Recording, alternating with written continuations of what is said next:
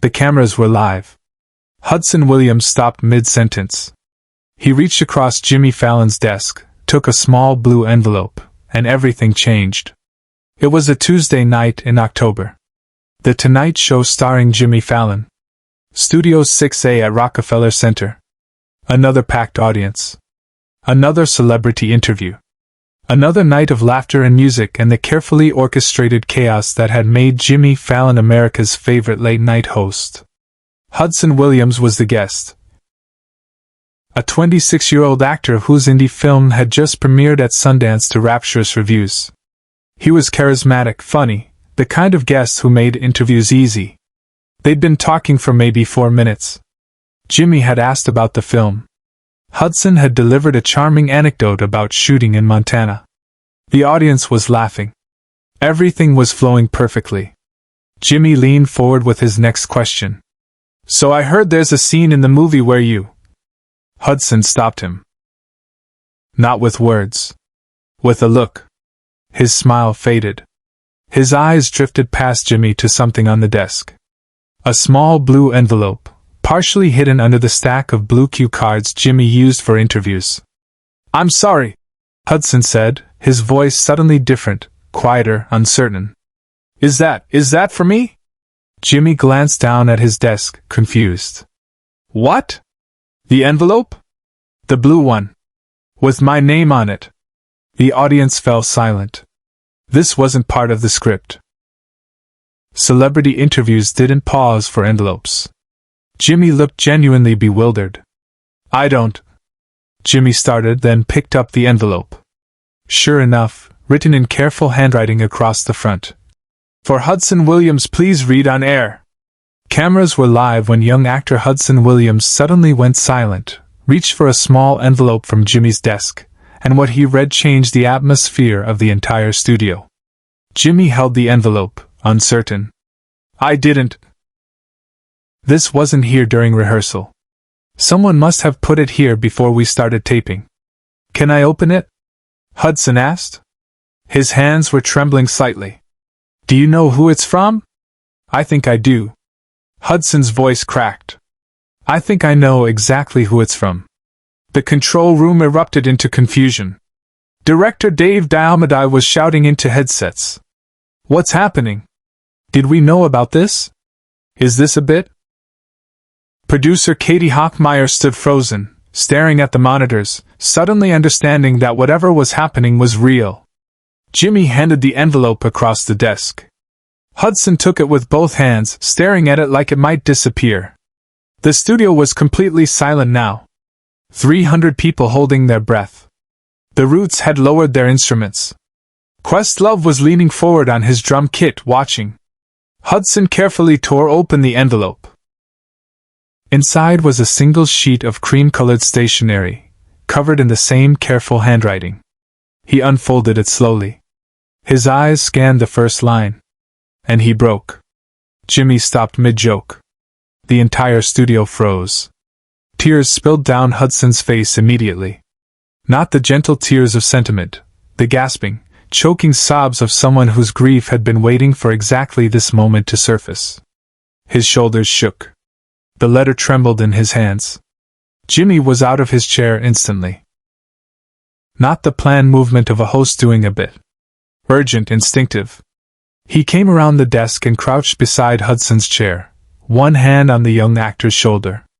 "Hey," Jimmy said softly, his microphone barely picking it up.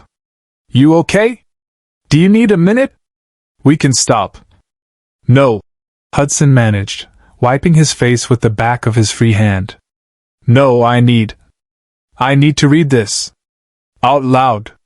She wanted me to read it out loud." "Who's she?" Hudson looked at Jimmy, then out at the audience, then at the cameras. When he spoke, his voice was thick with tears but steady with purpose. "My mom. This is from my mom. She died 6 months ago.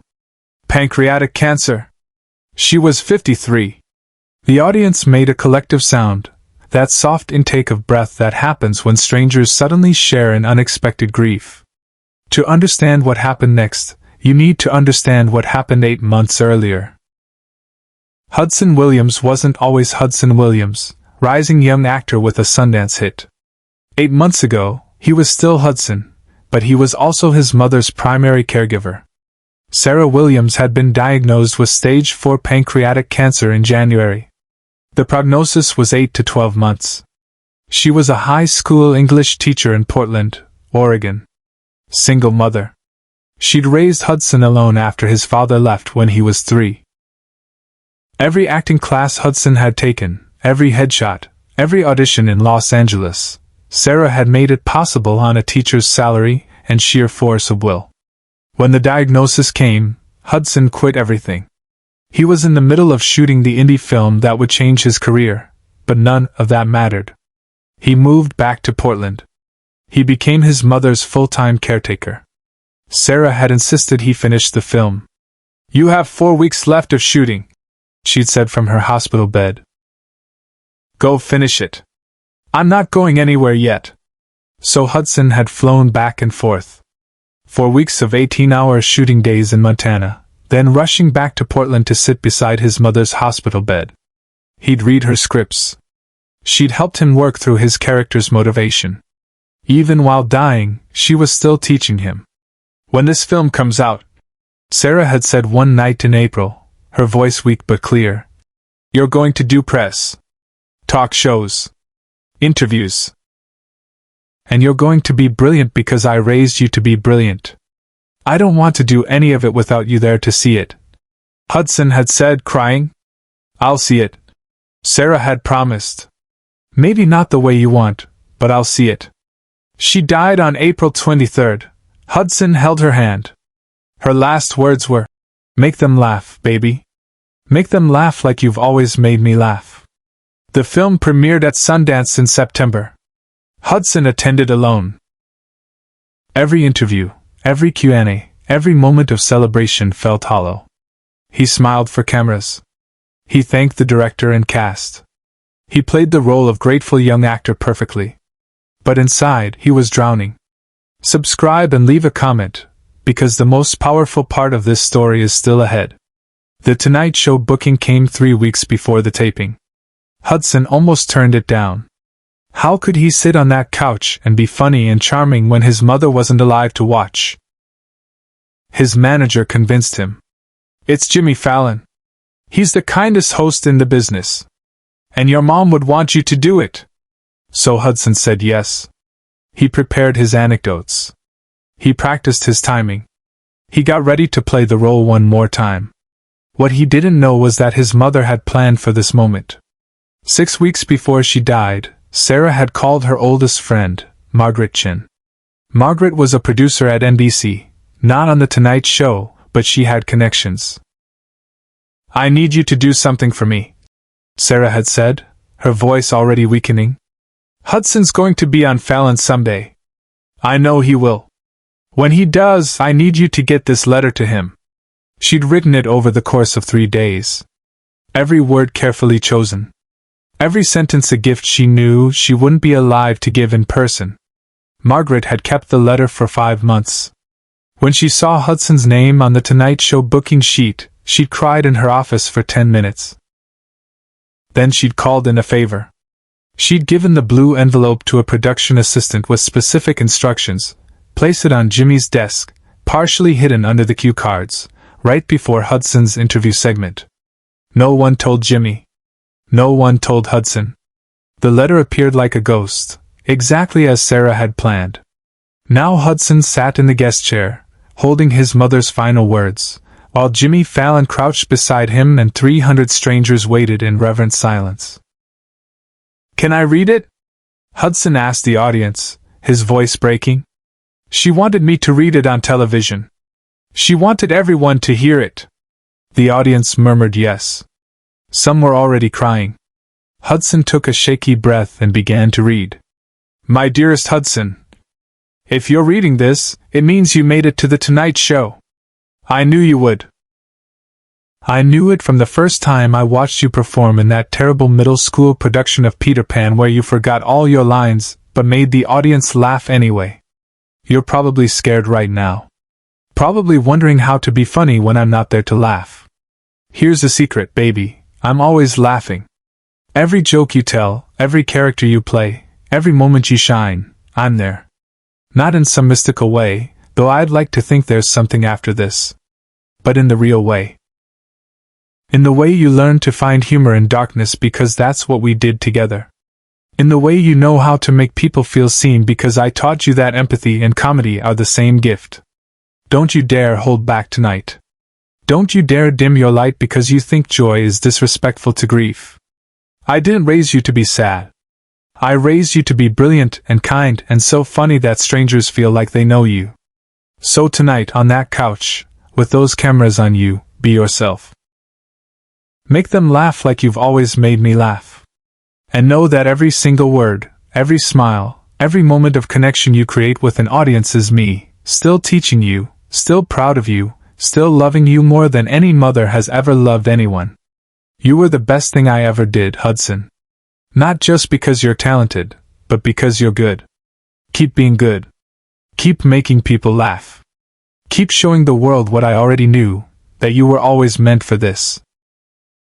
I love you forever. Mom. Behind the scenes, Fallon made a decision that defied every producer's expectation. Hudson's hands were shaking so badly he could barely hold the letter.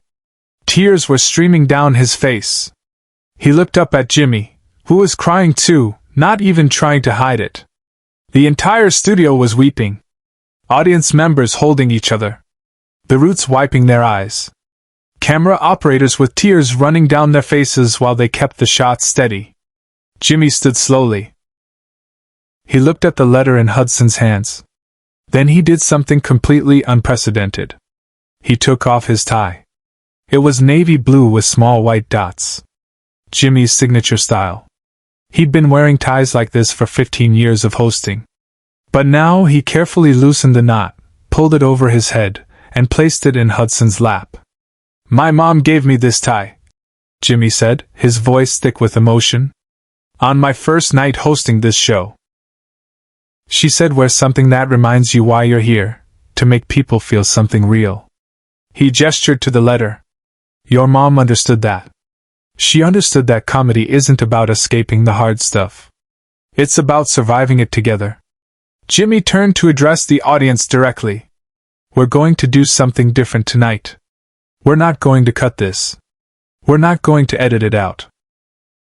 We're going to let Hudson have this moment because sometimes television isn't about entertainment. Sometimes it's about being human in front of each other. He looked back at Hudson. Take all the time you need. But this is the moment no one in the studio, and no one watching at home, ever saw coming. Hudson stood up, still clutching both the letter and Jimmy's tie. He looked out at the audience. 300 strangers who were no longer strangers, united in this unexpected moment of shared grief and love. My mom's last words to me were make them laugh, Hudson said, his voice stronger now. So I'm going to tell you the funniest thing she ever said to me. The audience waited. 2 days before she died, she was in and out of consciousness. The hospice nurse told me she probably couldn't hear me anymore. But I was sitting by her bed, and suddenly she opened her eyes, looked right at me, and said, Hudson, if you ever win an Oscar and don't thank me first, I will haunt you so hard you'll think Paranormal Activity was a documentary. The audience erupted, not in polite television laughter, but real, cathartic, joyful laughter. The kind of laughter that breaks through grief. The kind Hudson's mother had spent his whole life teaching him to create. Hudson laughed too, crying and laughing at the same time. So Mom, if you're watching, I promise. First thank you goes to you. Always. Jimmy pulled Hudson into a tight embrace. The studio rose as one, standing ovation that lasted 3 full minutes. Not for a performance. For courage. For love. For a mother's final gift to her son. When they finally sat back down, Hudson carefully folded the letter and placed it in his jacket pocket. Jimmy's tie went there too. Keep it, Jimmy said. Wear it when you need to remember that making people laugh is sacred work. Share and subscribe. Make sure this story is never forgotten. The interview never resumed. They went straight to commercial. During the break, Hudson told the crew to keep everything in the broadcast. She planned this. People need to see it. That night became the most watched Tonight Show segment in 5 years. Hudson's mother's letter was read at grief counseling groups across the country. Jimmy never asked for his tie back. 6 months later, Hudson won Best Actor at the Independent Spirit Awards. His first words, "My mom, Sarah Williams, who taught me that laughter and love are the same thing." He was wearing Jimmy's tie.